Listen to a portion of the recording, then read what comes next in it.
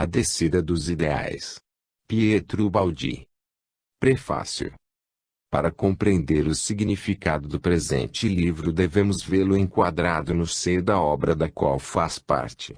Esta é composta de 24 volumes, ligados sucessivamente um ao outro como anéis de uma cadeia. Cada um deles representa uma fase da construção, por andar, de um edifício único que é a obra. Tal estrutura não foi premeditada e se deve ao fato de que cada volume foi vivido pelo autor, e o desenvolvimento da sua série representa o espontâneo amadurecimento do seu pensamento e personalidade. Vejamos, pois, em que ponto da obra, em relação aos outros, se encontra o presente escrito. O termo central dela é o livro, o sistema, preparado pelo outro, Deus e o universo, sendo o leitor conduzido através desse último, e completado por a grande síntese que o precede, projetando uma visão mais próxima e acessível, isto é, o aspecto evolutivo do nosso universo. Colocadas assim as bases teóricas da doutrina, o volume e o sistema é desenvolvido mais detalhadamente por outro, que é a de salvação. Chegados a este ponto, e havendo sido exposta toda a teoria, com os volumes que se seguem, entra-se na fase das suas consequências e aplicações. Ele é agora transportado ao terreno prático da sua realização como controle de sua verdade. Entramos na fase de conclusão da obra. Assim nasceu o volume, Princípios de uma Nova Ética, que se refere a problemas de moral, psicanálise, personalidade humana etc. A ele se segue o presente volume, A Descida dos Ideais, que aborda ao invés, o problema religioso. Tema importante, dado que é através das religiões que se realiza na Terra a descida dos ideais, tema que interessa a vida no seu ponto central, a evolução, a salvação com retorno a Deus. Estamos preparando o volume sucessivo a este, Um Destino Seguindo Cristo, no qual se avança sobre as consequências mais concretas e realísticas aplicações das teorias básicas, sendo apresentadas em forma vivida por um indivíduo que as aplica, transportando-as para a mesa das experiências e provas da realidade cotidiana, em contato com os fatos, tal como se verificam em nosso mundo. A visão global das verdades universais é observada de novo em particular, transferida para outro nível e dimensão, em função de outros pontos de referência situados em nosso plano de evolução. Assim esta atual zona de pensamento torna-se complementar da anterior, porque aquela é teoria longínqua da realidade de nosso mundo, enquanto que esta, pelo contrário, propõe-se, ao submetê-la a controle experimental, de demonstrar-lhe a verdade. Com um destino seguindo Cristo a segunda obra vai chegando ao fim. Os outros volumes, surgidos ao longo do caminho, representam ramificações dos conceitos fundamentais, exposições colaterais exemplificativas e complementares, para melhor iluminar, demorando-se em problemas secundários. Trata-se de digressões saídas do tema central que, no entanto, o comprovam e o aprofundam, porque ele é o ponto de referência de toda a obra. O quadro completa-se não só em sentido universal, como também particular, composto de tantos elementos quanto são os vários volumes, ligados ao longo da linha de desenvolvimento de um processo lógico único, exposto por continuidade. Só agora, que estamos no final e com um olhar retrospectivo abarcamos todo o caminho percorrido, pode aparecer de maneira evidente, sendo possível formar uma visão de conjunto, a unidade fundamental de toda a obra. Os volumes finais dos quais o presente faz parte, são importantes não só porque derivam de um sistema conceptual orgânico, mas também porque, em vez de se apoiarem numa doutrina particular, se apoiam sobre as bases positivas e universais, como são as leis que regem a vida e representam o pensamento de Deus, tal como se manifesta em ação em nosso plano de evolução. Estas leis existem e, para funcionarem, como de fato sucede, não necessitam de modo algum, de nossas opiniões.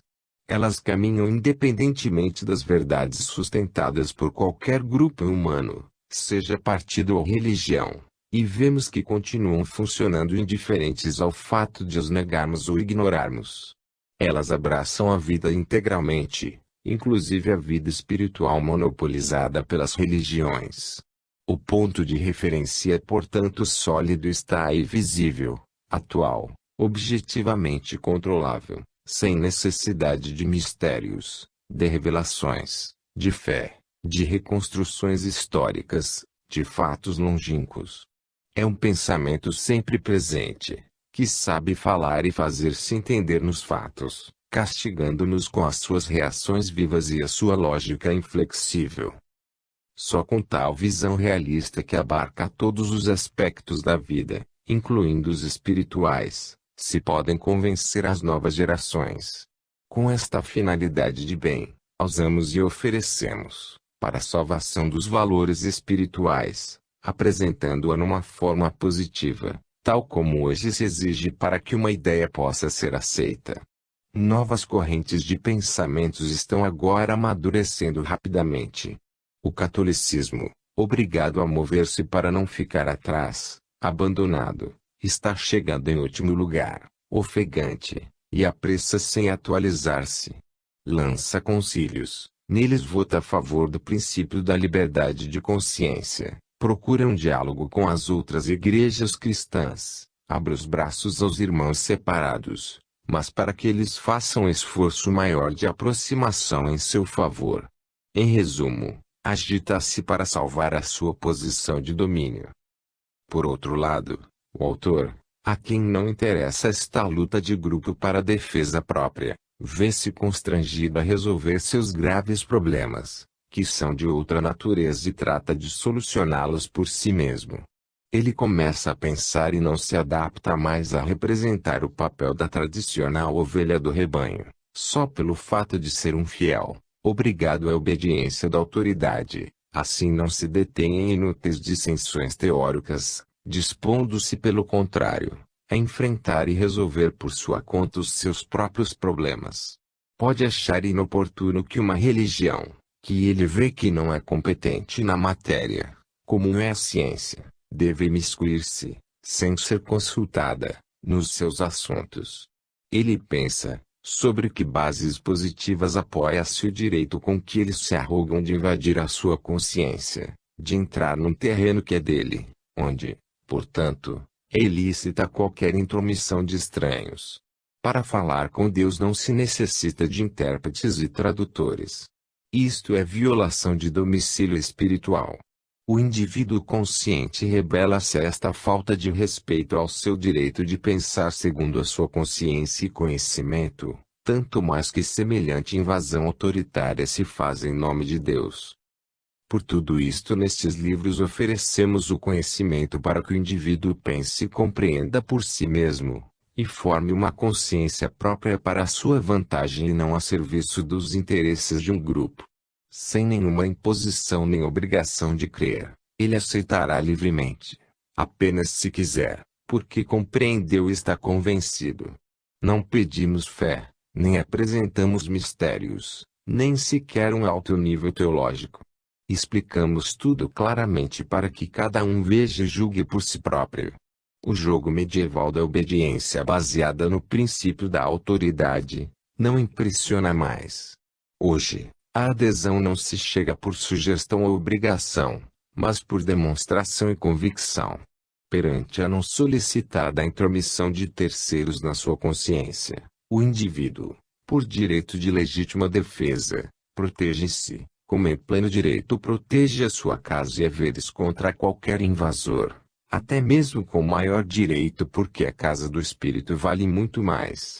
Deve-se respeitar a propriedade individual e não há razões históricas ou teológicas que possam autorizar a violá-la. E no entanto, estas violações por parte de quem possui a autoridade, foram realizadas até ontem. Depois ela se atualiza e tudo fica como se nada tivesse sucedido, porque a autoridade, uma vez reconhecida, porque é a mais forte, pode fazer e desfazer a sua verdade como melhor lhe convém. Isto pode suceder na mente humana, não porém nas leis da vida, em virtude das quais cada erro não se apaga gratuitamente, mas ao contrário, tem de suportar as suas consequências. O presente volume, por tratar de problemas religiosos, é de atualidade. Com ele a obra, depois de longo caminho, chega às suas conclusões também neste terreno. Isto no momento em que o mundo se encontra perante problemas graves que exigem urgentemente solução, e por isso se pôs a pensar e tem necessidade de conhecimento. Encontramo-nos todos numa gravíssima hora histórica de grandes decisões e transformações. Já não serve o velho e cômodo método de esperar que a autoridade espiritual decida para descarregar sobre ela as responsabilidades que nos pertencem. O indivíduo deve chamá-las a si, colocando-os de olhos abertos e ânimo sincero com os seus problemas, perante as honestas e sábias leis da vida. Nestes livros procuramos iluminá-los imparcialmente para que ele encontre, por si próprio, o seu caminho. Mas deve ser ele a pensar, a compreender, a decidir. Não buscamos obediência, senão compreensão. Queremos ajudar, mas a vida exige que tudo seja ganho com o próprio esforço. Ela hoje chegou a uma curva do seu caminho, depois do qual será diferente, por isso exige métodos diversos. É para este novo trabalho que nestes livros procuramos preparar o leitor para enfrentar o futuro. Por isto aqui falamos de ideais e sua descida e o fazemos em forma positiva, porque agora trata-se de realizá-los a sério, passando das palavras aos fatos. Os ideais estão precisamente colocados neste futuro próximo, que se aproxima a grandes passos, e eles são a realidade insuprimível, porque suprimi-los significa estancar o desenvolvimento da humanidade. Neste futuro próximo, a ciência prepara-se para demonstrar positivamente que o homem é também espírito e que, como tal, ele sobrevive à morte, voltando depois a ter experiências no plano de nossa vida física, até percorrer todo o caminho evolutivo, afastando cada vez mais em ascensão, que se realiza com o retorno a Deus. Por este caminho se chegará a uma religião científica que eliminará tanto o materialismo ateu como as religiões fideísticas. A ciência dominará positivamente o terreno que hoje ainda se encontra nebuloso, nas mãos das religiões. Em vez de lutarem, para eliminar-se, a ciência e fé se completarão inteligentemente de forma recíproca. Teremos assim uma religião científica e uma ciência religiosa. A natureza universal da ciência positiva eliminará o espírito exclusivista que separa as religiões atuais, para fazer delas, em vez de diversos aspectos de verdades em luta, uma só verdade universal. Não é pelas vias tentadas do atual ecumenismo católico que se chegará à unificação do pensamento religioso mundial. Este ecumenismo tende a uma unificação muito mais restrita, entre parentes da mesma família religiosa. Ele pode, em substância, reduzir-se a um chamado à casa paterna no sentido da absorção de ortodoxos e protestantes no catolicismo, para que se submetam a Roma. Por outro lado, a antítese plurissecular reforma contra reforma, prova que no seio da cristandade, seja católica ou protestante, prevaleceu o princípio evoluído da rivalidade e luta, e não o espiritualmente superior do amor. Estamos, pois, situados no polo oposto daquela unificação a qual o amor cristão devia estar. Eis que a grande unidade de pensamento religioso não se poderá chegar senão pelas vias da ciência. E espiritualmente isto representa uma grande vantagem, porque uma ciência sincera e honesta, esclarecendo as posições, reforçará o verdadeiro espírito de religiosidade, que nas religiões empíricas atuais está desaparecendo. A religião científica, porque demonstrada como verdadeira, não pode permanecer no estado de hipocrisia, impossibilitando ser tomada a sério. Esta será a religião do terceiro milênio, feita não de autoridade e palavras, mas de livre convicção e de fatos. Não será proselitista, sectária, fideísta, dogmática, exclusivista, mas positiva, racional, demonstrada, convicta, universal. Nossa obra será compreendida quando o homem chegar a este mais avançado grau de evolução. A isto se chegará não só pela ação positiva e construtiva das forças do sistema, mas também pela ação negativa e destrutiva das forças do antissistema, ambas ativas em nosso mundo. Do lado oposto ao de agora observado, vemos dois fatos convergentes que tendem a levar a uma guerra atômica. De um lado o velho egoísmo, o espírito de domínio e o instinto de violência. Não obstante as religiões, ficaram intactos no homem ainda fechado na lei da luta, qualidade evoluída do plano animal situado no lado do antissistema. Do outro lado, com semelhante natureza, o homem chegou de improviso a ter em seu poder meios de destruição que, se antes eram limitados e portanto não podiam produzir senão efeitos limitados, hoje, sendo poderosíssimos instrumentos de extermínio, podem chegar ao aniquilamento da humanidade. O homem não se encontra absolutamente preparado para saber usar com sabedoria semelhante poder novo, não tendo a sua forma mental progredido com a mesma rapidez e na medida daqueles poderes, antes ficando igual à do primitivo e em grande parte dirigida por velhos instintos. Em tais condições, é muito duvidoso que ele saiba fazer bom uso de tais meios. As duas condições, de fato, estão conectadas, imensos poderes e instintos atrasados. As divergências entre os povos não sabem resolver-se senão com a força, base de todo o direito.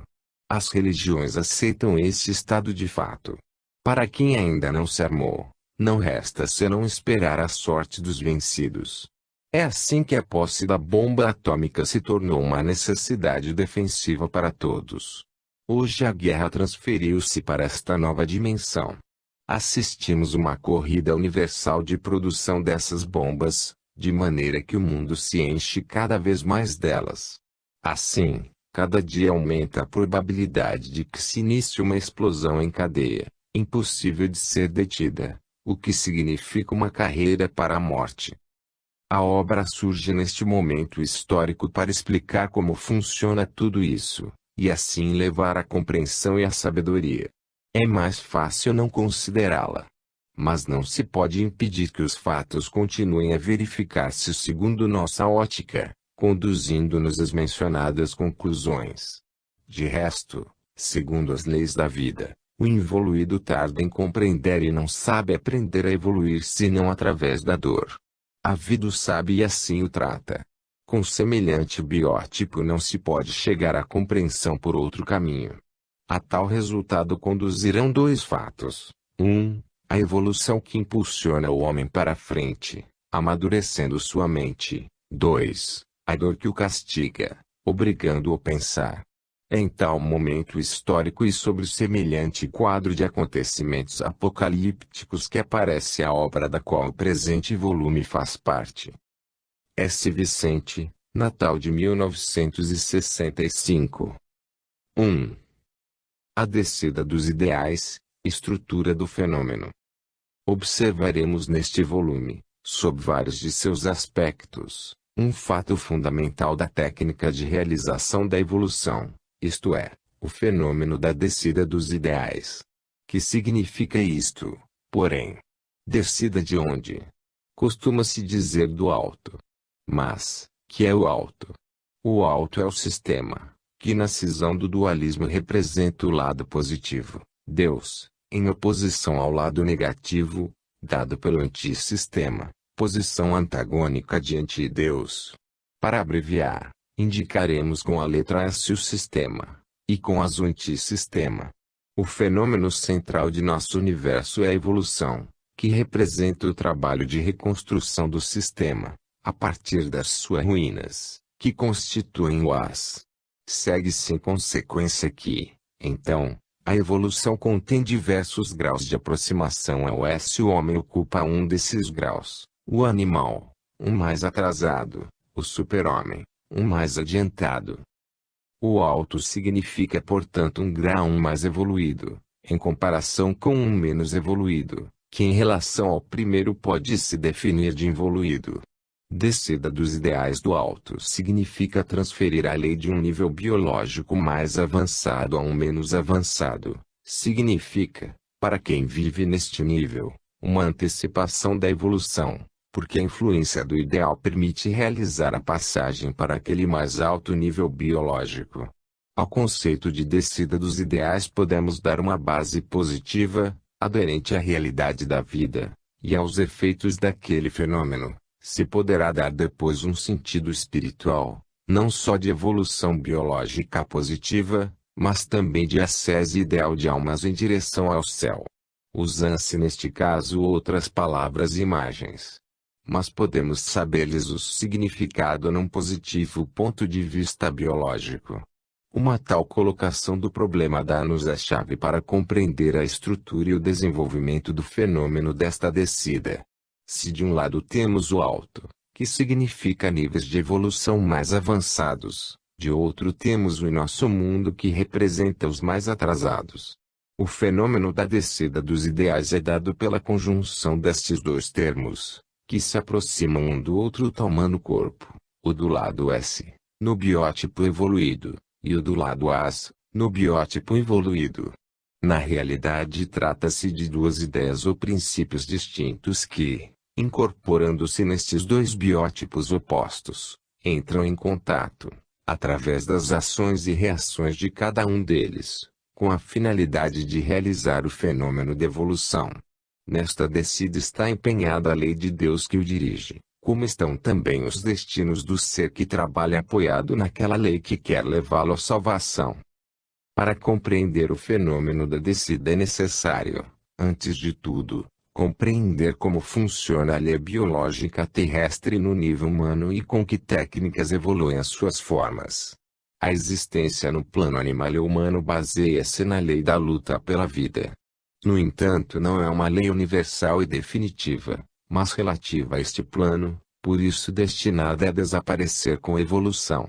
Como pode isto suceder? Eis o que se apresenta na realidade. O ser quer viver e por isso luta. Mas por que motivo? Para viver, é necessário lutar. Porque o ambiente é hostil, à vida, com o fim de assegurar-se a continuidade, cria com superabundância, para depois selecionar os melhores, abandonando os outros à morte. Assim, para cada espécie se encontra a oportunidade e a favorece um ambiente adequado, é potencialmente capaz de ocupar todo o planeta. Mas eis então que, além da diversidade dos elementos, surge a competição entre indivíduos e raças, justamente, como consequência daquela superabundância no gerar. Ora, quanto mais faltar a cada um o espaço vital e os meios para sobreviver, tanto mais se torna feroz a luta à sua conquista. É assim que a luta se torna inevitável e assume uma forma tanto mais feroz quanto mais primitiva o ser, porque quanto mais ele é primitivo, tanto mais lhe é hostil o ambiente que ele ainda não transformou para adaptá-lo às suas necessidades. E quanto mais hostil é o ambiente, tanto mais dura e violenta, feroz e desapredada, é a luta para sobreviver. Além disso, corresponde aos princípios que regem a estrutura de nosso universo o fato de que a vida seja tanto mais carregada de dificuldades e dores, quanto mais evoluída, isto é, longe do S e próxima do AS. Com a transformação do ambiente e consequente melhor satisfação das próprias necessidades, diminui a necessidade de lutar, isto é, a violência e a ferocidade necessárias para sobreviver. Com o diminuir das resistências hostis à vida do homem, pode diminuir para ele, sem perigo, a soma de energia que ele deve consumir na luta. É assim que o sistema de violência tende pouco a pouco a ser eliminado. Mas a luta com isso cessa por completo. Não. A luta, para transformar o AS em S, não pode cessar senão no ponto final da evolução, quer dizer, ao alcançar o S, com a anulação do AS. A luta nasceu da cisão no dualismo e não pode desaparecer até que esta cisão seja sanada e o dualismo reabsorvido na reunificação de tudo no S, com o retorno de tudo a Deus. A luta não cessa, transforma-se. Quando a humanidade começa a reunir-se em grupos sempre mais vastos, a organizar-se em sociedade, a ajuda recíproca no comum interesse da defesa torna menos dura a luta contra o ambiente, tendendo, portanto, a fazer desaparecer, como menos urgente, o sistema da força e da violência, que tão profundas feridas deixam quem lhes sofre os efeitos. Nesse momento começa, com a disciplina das leis, um processo de ordenação da vida e de cerco daquele sistema, o qual, se pode momentaneamente beneficiar a quem o pratica, é constante ameaça para aqueles contra quem é praticado, que pode fazer então o indivíduo que desta maneira se encontra a lutar sempre menos contra um ambiente já dominado, sobretudo, pelos seus semelhantes que o cercam e o oprimem para torná-lo inócuo, procurando guarnecê-lo e prejudicá-lo. A luta se torna mais sutil, processa-se de forma legal e moral, tornada astúcia, fraude, engano, dissimulação. Esta é a fase atual na qual a violência, pelo menos dentro dos limites de um país, é condenada como delinquência, ainda que, se tiver lugar fora dele durante a guerra, é considerada um ato honorífico e de valor. Se no entanto hoje a violência é condenada, a astúcia e o engano estão em plena vigência, como método de luta pela vida. Com este método, perante as leis, não se procura obedecer mas evadir-se, e perante o próximo, não se procura colaborar, mas explorar. Todavia ser agredido e roubado legalmente representa já um certo progresso em comparação com o ser assassinado na estrada. A própria técnica do delito está assim submetida à evolução e hoje podemos observar que com isso se evita sempre mais a violência e o derramamento de sangue, que agravam a pena legal, e com artes mais sutis se procura a posse do que é mais útil, isto é, o saque. Vejamos agora onde nos levará este processo de evolução da luta. A razão fundamental dela é sempre a mesma, a de sobreviver, com menos esforço possível. A vida está pronta a aceitar tudo que leva a este fim, isto é, o máximo rendimento em termos de bem-estar, com o mínimo dano próprio. Ora, o sistema astúcia-engano contém ainda um mal, se bem que menor do que o da violência, o prejuízo para os vencidos, os escravizados e os esmagados. A violência mata a vítima.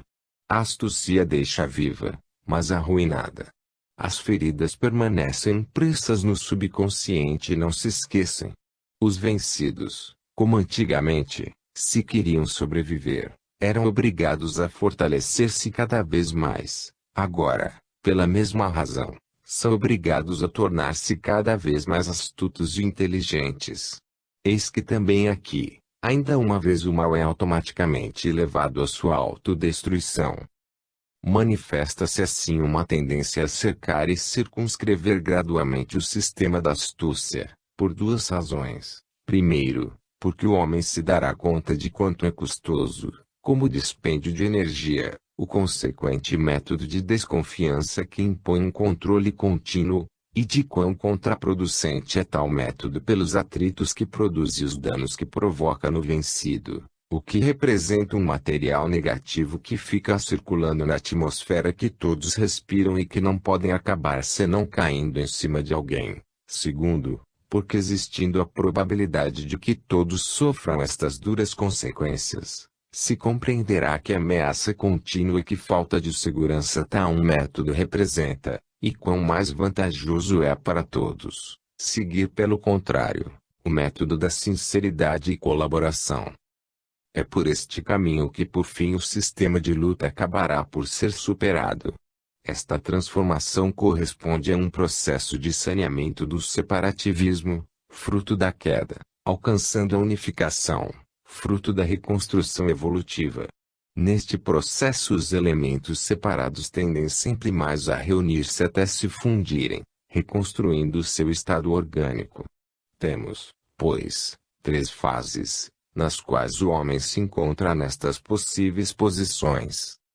Primeiro, homem isolado, em luta contra a natureza.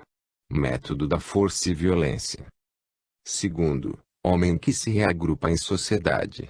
Deve portanto lutar menos contra a natureza, mas é rival dos outros componentes do grupo. Desuso do método força-violência e sua substituição pelo da astúcia-fraude. Terceiro, homem que vive no estado orgânico de coletividade. Havendo com o método precedente desenvolvido a inteligência, acabou por compreender quanto é contraproducente o sistema astúcia-fraude e como é vantajoso superá-lo. Então, para alcançar com menor esforço maior bem-estar, adota o método da sinceridade e colaboração. O problema é o de desenvolver a inteligência para chegar a compreender qual é o método de maior vantagem. Mas é precisamente para alcançar este objetivo que o erro produz sofrimento. A ignorância significa dano, até que, com uma conduta reta, se aprenda a eliminá-lo. Vive-se e sofre-se precisamente para aprender. A humanidade atual encontra-se na segunda das três referidas posições. Assim se explica como na Terra, hoje, os ideais, incluindo os representados pelas religiões, tendem a manifestar-se em forma de hipocrisia e assim existe a indústria da exploração do sentimento religioso. Este desenvolvimento em 3 graus pode parecer também destruição de egoísmo a favor do altruísmo, mas em realidade trata-se de uma sua dilatação e ampliação, e não destruição. A vida, sempre utilitária, não permite desperdícios inúteis para os seus fins, assim não admite altruísmos somente negativos, totalmente improdutivos. Ela não passa, portanto, do egoísmo ao altruísmo como um fim em si mesmo, mas apenas quando isso representa uma vantagem. É por essa razão que ela supera o método da luta entre egoísmos rivais e o substitui pelo método mais produtivo da solidariedade humana. A vida alcança o altruísmo, não através de sacrifícios contraproducentes, porque são renúncia antivital, mas através de um egoísmo vital porque utilitário, sempre mais vasto. Então o altruísmo não é mais um automutilar-se em favor do egoísmo dos outros, mas torna-se um ver-se a si mesmo refletido nos outros e incluindo-os no seu próprio egoísmo. Assim se forma o primeiro núcleo destinado a dilatar-se sempre mais. Começa com o pequeno egoísmo do casal, do qual nasce depois o do grupo familiar, de onde se chega depois a grupos sempre mais vastos, a aldeia, a casta, o partido, a nação e por fim a humanidade. Trata-se de um progressivo processo de unificação segundo o princípio das unidades coletivas. Fora do grupo, isto é, do recinto da confraternização, existe a guerra, mas dentro há liames de interesses comuns, e não prover também a sobrevivência dos outros é atraiçoar-se a si mesmo. Quanto mais o grupo de que se faz parte aumenta, tanto mais o egoísmo se dilata e a guerra é afastada para mais longe, para limites cada vez mais distantes. Quando esta aliança de egoísmos se tornar universal, não haverá mais lugar para a guerra. Terá desaparecido aquilo que chamamos de egoísmo, isto é, aquele egoísmo restrito a um só indivíduo, porque ele se haverá estendido tanto até abraçar todos num egoísmo universal, que então chamamos altruísmo. Hoje, o multiplicar-se dos contatos, devido aos novos meios de comunicação, começa a encaminhar a humanidade para ampliações altruístas cada vez maiores do velho egoísmo. Segundo as 3 mencionadas fases de evolução, verifica-se igualmente um outro fato. Sucede que os meios fraudulentos substituem os violentos e depois os métodos colaboracionistas substituem os fraudulentos. Agora a humanidade se encaminha para entrar nesta terceira fase. Assim se transformará também para o homem a lei da luta pela vida. Trata-se, de resto, de uma fase já alcançada, se bem que em forma mais simples e limitada, por exemplo, pelas abelhas e pelas formigas, o que prova que a vida já conhece tais métodos. A cada passo em frente no caminho da evolução, diminui primeiro a violência em favor da fraude, um menor que substitui o maior. A fraude, por sua vez, diminui em favor da sinceridade e colaboração. Com isto se explica também porque, em nosso mundo, Existe a mentira, portadora de uma função biológica, e como a evolução levará à sua futura eliminação. Será uma grande conquista e um alívio para todos libertar-se do peso da hipocrisia, da fadiga de praticá-la e de suportá-la. Com o desenvolvimento da inteligência, a humanidade chegará também a isto, como acontecerá em relação à guerra. As religiões e a moral representam a descida dos ideais e trabalham neste sentido, para libertar a humanidade dos métodos fraudulentos da luta pela vida, substituindo-os por um sentimento de solidariedade social, de ajuda recíproca num estado de colaboração e convivência pacífica.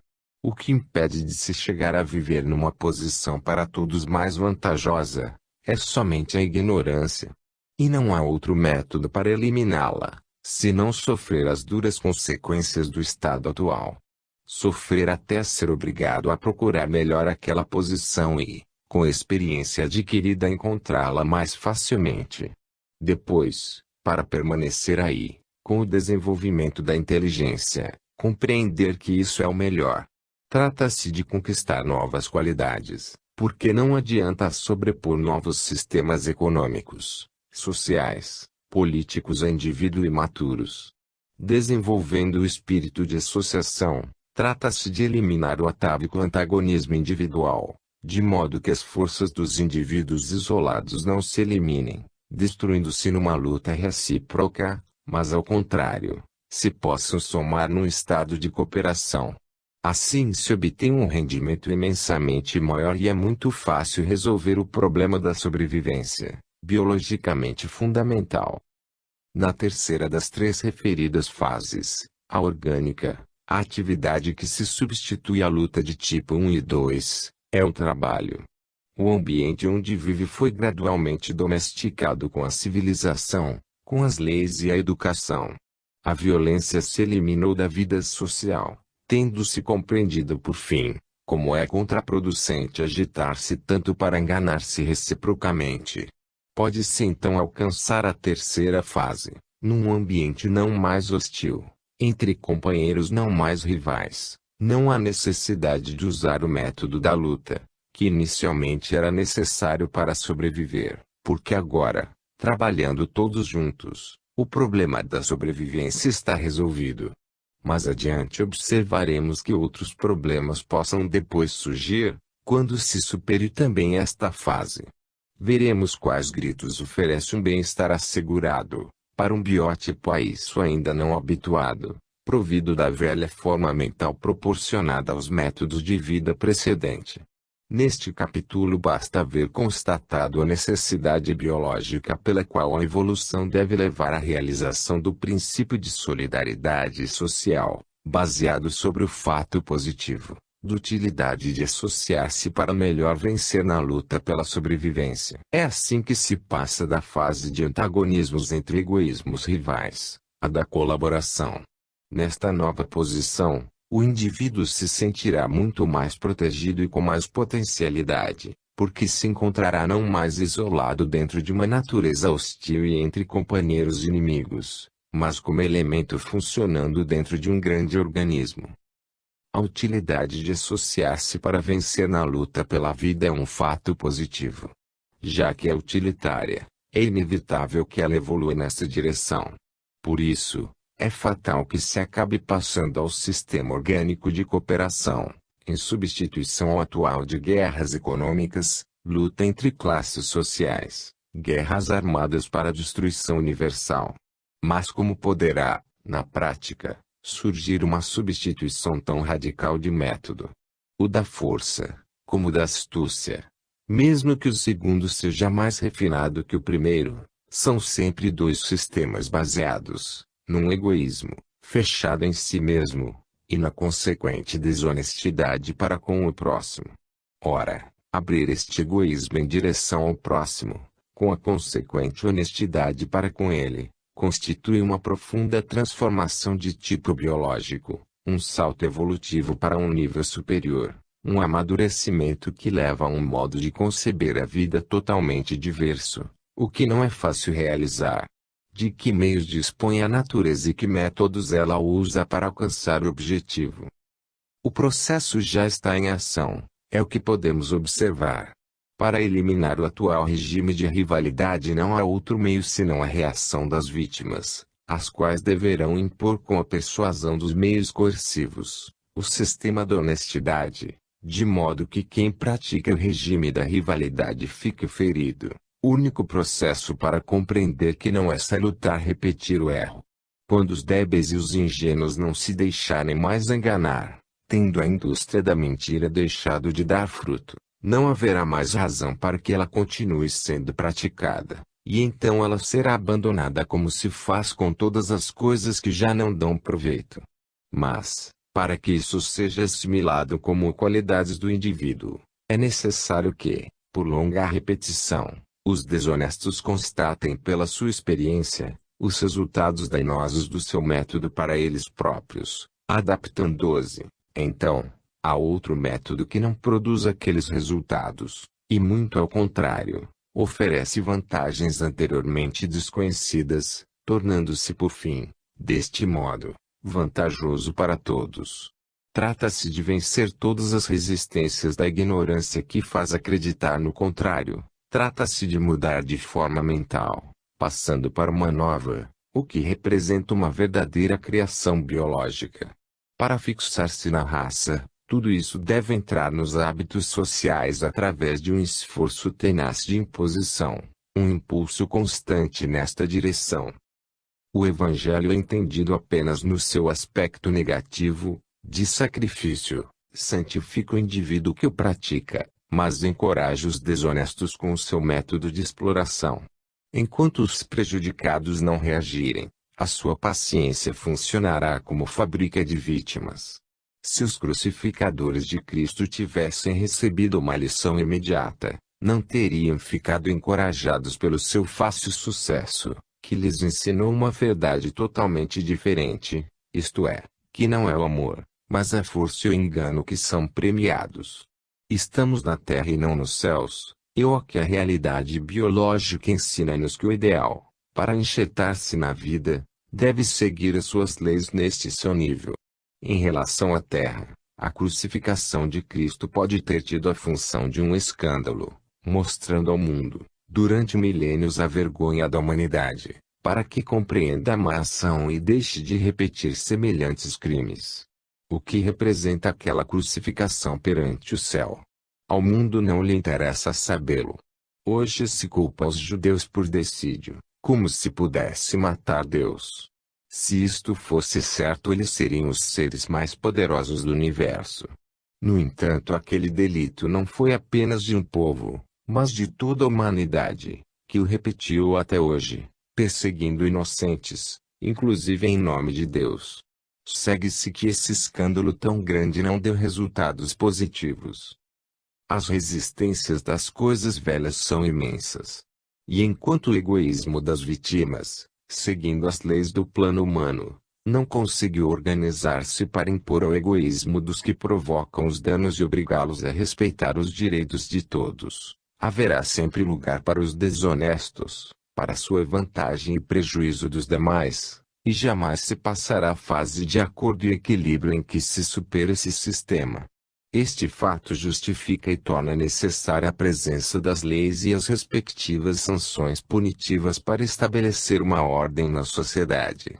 Mas justifica, também, a rebelião quando essas leis não respondem à justiça, estão feitas por um grupo dominante a seu favor. Revoltar-se para estabelecer uma ordem que dê vantagem cada vez menos a uma parte e seja mais universal, que defenda os interesses de um número sempre maior de pessoas, até chegar a abranger a todos. Então se terá realizado o salto biológico e se viverá num regime de altruísmo, justiça, honestidade. Permanece então, de pé o princípio fundamental de que a vida não dá nada gratuitamente e oferece apenas aquilo que ganhamos com nosso esforço. O ser quis realizar a descida do S para o As e agora são suas as consequências. Para executar a subida do As para o S, cabe-nos o trabalho de conquistar e construir. Cristo apenas nos mostrou o caminho, colocando-se à frente com o exemplo. Compete-nos percorrê-lo com os nossos pés. Isto significa que o ideal nos é oferecido do céu como uma proposta de trabalho. Cabe, pois, ao homem traduzi-lo em realidade, vencendo todas as resistências das que se oponham à reconstrução do S. Agora que examinamos as bases positivas do fenômeno da descida dos ideais, podemos melhor compreendê-lo e ver por que eles descem ao ambiente humano, cuja lei fundamental é a luta pela vida, e poderemos compreender por que, não obstante tanta diversidade, eles procuram enxertar-se num ambiente que é a sua absoluta negação. Isto se explica, porém, com a lei da evolução. Aquele que no caminho da ascensão está em posição mais adiantada é submetido a um processo que para ele é retrocesso involutivo, a fim de que seja possível realizar aquilo que para o mundo, que em relação a ele está em posição atrasada, constitui um avanço evolutivo. Dizemos ele porque os ideais tomam corpo, dado que tudo na Terra adquire uma forma, numa pessoa viva que os afirma e os lança, e em seguida nas instituições que os representam e os transmitem.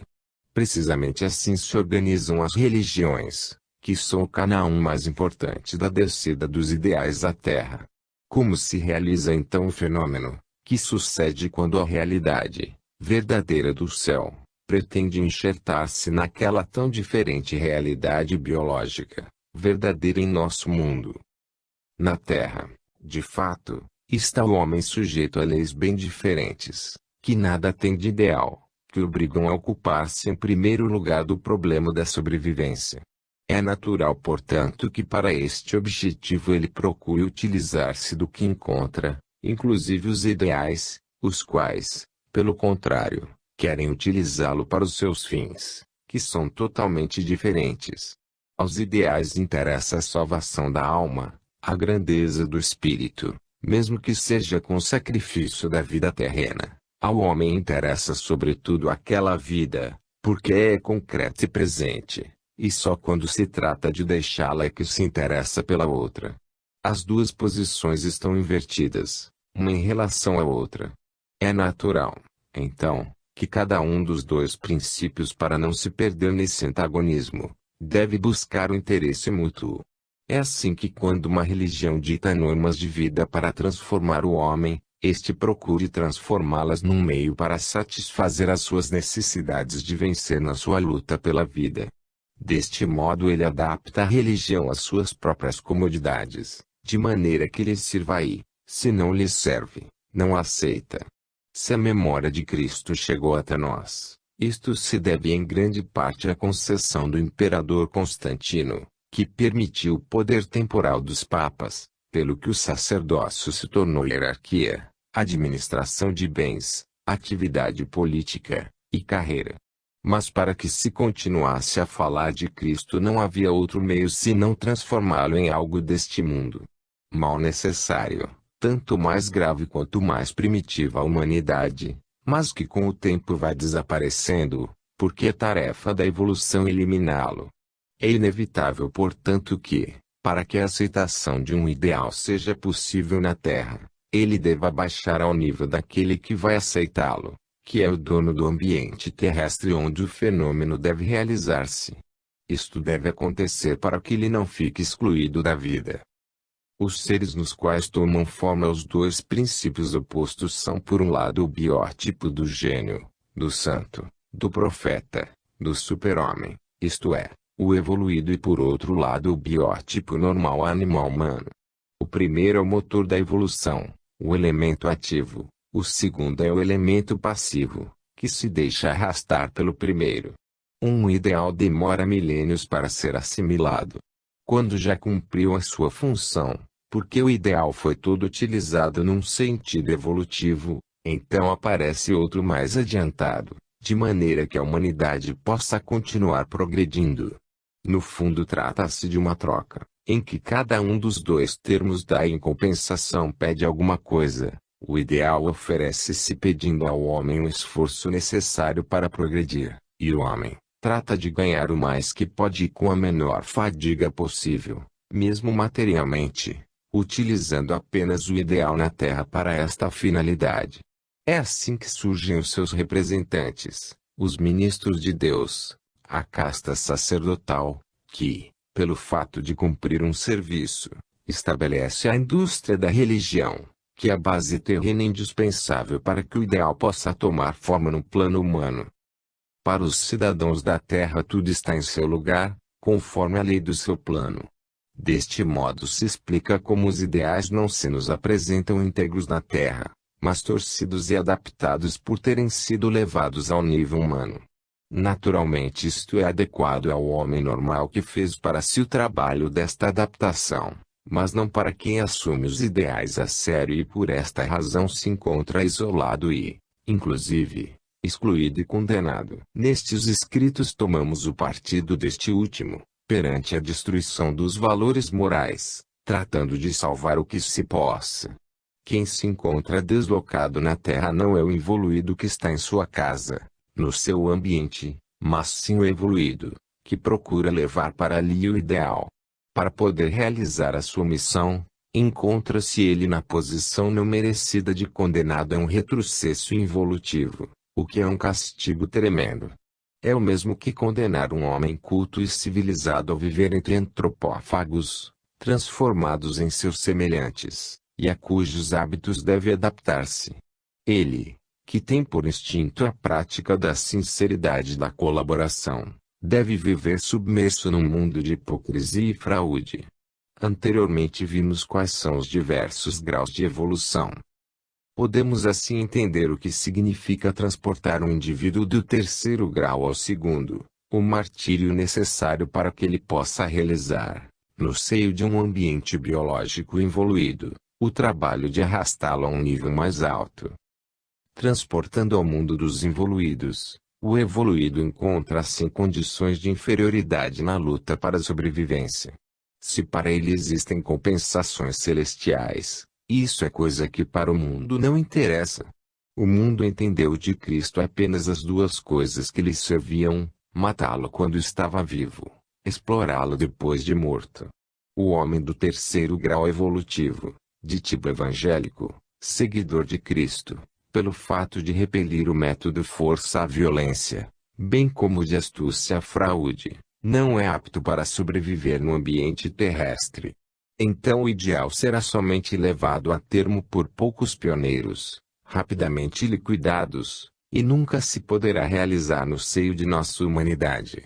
Isto, no entanto, significaria o fracasso dos planos de evolução. Mas se isto não pode acontecer, como a vida soluciona o problema? Os primeiros seguidores do ideal são poucos, mas têm de arrastar consigo, com a palavra e o exemplo, a muitos. A descida dos ideais terá alcançado o seu objetivo quando, por terem sido aceitos em massa, eles tenham chegado a ser um fenômeno coletivo. Antes desta última fase do seu desenvolvimento, os ideais se encontrarão no mundo apenas no estado de germe. Cristo até agora é apenas uma semente que busca crescer. Quantos milênios faltarão para que possa chegar a ser uma árvore? Daí se conclui que a moral evangélica, pelo que respeita à evolução, isto é, não a salvação dos poucos casos isolados, mas da humanidade, é de tipo coletivo, ou seja, não é realizável senão numa sociedade de tipo inferior, formada de involuídos. Aquela moral, como sucedeu com Cristo, rapidamente liquida o indivíduo que a vive. Ora, a vida pode sacrificar na sua economia poucos indivíduos quando isto lhe sirva para os seus superiores fins evolutivos, mas não pode perder toda a massa a favor de quem precisamente se realiza este sacrifício. O problema fundamental da vida é o da sobrevivência e só secundariamente, quando haja uma oportunidade, é o da evolução. Eis que o Evangelho, para poder verdadeiramente realizar-se, não como pregação, mas como prática, presume um estado de reciprocidade que é possível aparecer, somente quando a humanidade, por evolução, haja alcançado a terceira fase, a da organização coletiva, na qual a moral do dever não se resolve numa expoliação por parte de quem não aplica em prejuízo de quem aplica, mas resulte de um equilíbrio dado pela correspondência dos direitos e deveres de cada um com os direitos e deveres do próximo. Somente então o Evangelho será aplicável em grande escala, porque representará não uma ameaça mas uma ajuda para a sobrevivência. Se praticar o Evangelho pode ser vital para o evoluído isolado no atual mundo involuído, que de fato tem o cuidado de não o aplicar, esse Evangelho pode, pelo contrário, outorgar vantagem e bem-estar num mundo de evoluídos, onde só se pode usar o método da terceira fase, o da sinceridade e colaboração, que é o único que pode permitir a eliminação da luta com o método da não resistência. Transformar-se por si só em cordeiro entre os lobos, serve apenas para ser devorado por eles e assim engordá-los. Por isto o evoluído não pode tornar-se involuído, já que o seu destino está marcado. Seria absurdo que a vida, a longo prazo, desperdiçasse as suas energias com o fracasso daquilo que ela possui de melhor. Eis que todo este jogo sobre o qual se baseia a descida dos ideais não poderá terminar senão alcançando o objetivo para o qual existe, isto é, uma deslocação da humanidade em sentido evolutivo. Por todos estes motivos, apesar do evoluído realizar uma grande função biológica, o ideal evangélico transportado para o terreno da realidade da vida, torna-se uma utopia, como coisa fora do lugar. A sociedade humana funciona com princípios opostos. Não é o estado orgânico colaboracionista que prevalece, mas o sistema de grupos dentro do qual se entrincheiram os interesses, espécie de castelo medieval, fechado e armado contra todos os outros castelos. Então uma pessoa não é apreciada pelo seu valor, mas conforme esteja dentro ou fora do próprio grupo. Eis a primeira pergunta que se formula: ele é um dos nossos? Se o é, perdoa-se-lhe muita coisa. Se não o é, ainda que seja santo, ele é sempre um inimigo, estando portanto no erro e por isso devendo ser condenado.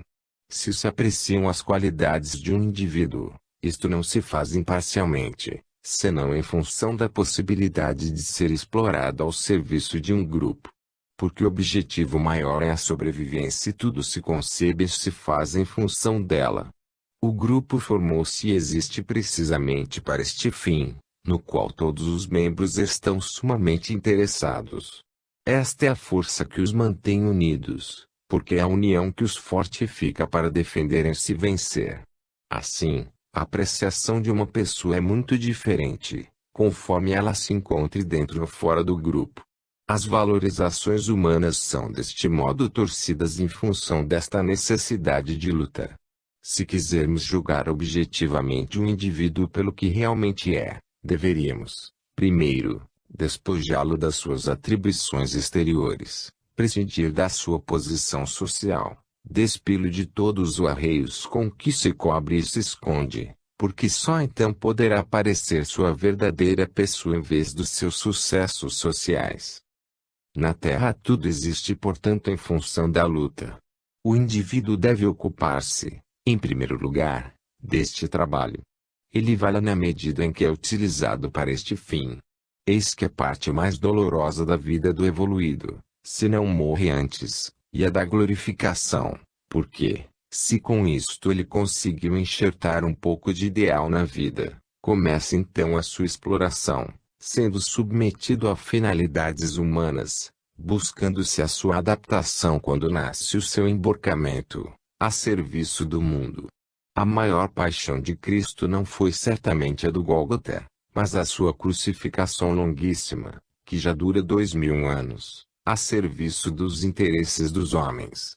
Para o evoluído a vida não pode ser senão missão e sacrifício, e o seu triunfo está na morte, que o liberta do grande sofrimento do retrocesso involutivo e o restitui ao seu plano de vida. É assim que a sua posição negativa no mundo torna-se positiva no céu. Ele trabalhou para a realização da evolução, explicou com a palavra, contribuiu com o exemplo, para que se compreendesse a utilidade do método da honestidade e colaboração em vez do da força e do engano.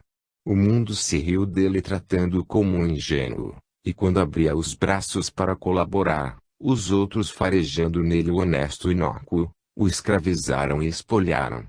A morte liberta o evoluído de tudo isto e o restitui ao seu mundo, feito, pelo contrário, de justiça. Lá ele deixa de ser um inepto, porque lá a sabedoria do indivíduo consiste em conhecer o mistério do ser e consequentemente em atuar com retidão, e não na descoberta dos enredos do próximo para tirar proveito.